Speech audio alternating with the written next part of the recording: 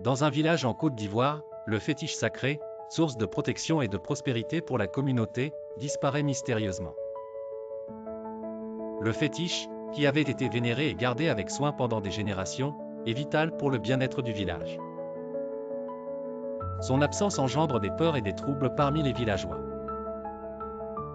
Face à cette situation désespérée, les anciens du village choisissent Mouna, une jeune femme sage et respectée pour ses qualités de discernement et sa connaissance des traditions.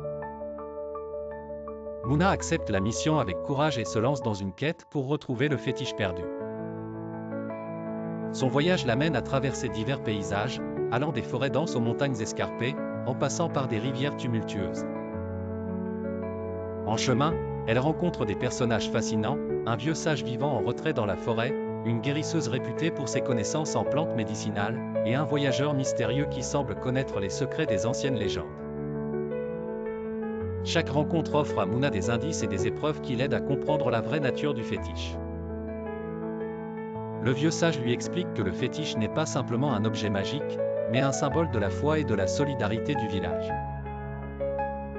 La guérisseuse lui enseigne l'importance des rituels et des croyances dans la cohésion de la communauté, tandis que le voyageur lui parle de la manière dont la véritable protection vient de l'unité et du soutien mutuel entre les villageois.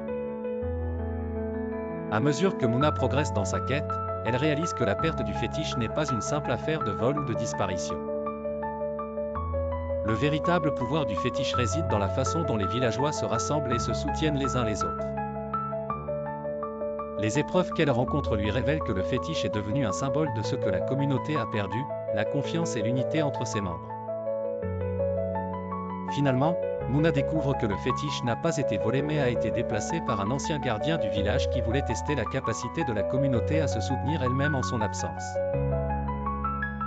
Elle comprend que le fétiche, en tant qu'objet, n'était qu'un symbole de l'esprit de solidarité et de foi qui unit les villageois. En ramenant le fétiche au village, Mouna explique aux anciens et aux villageois la véritable leçon de sa quête, le véritable pouvoir réside dans leur unité et leur capacité à se soutenir mutuellement.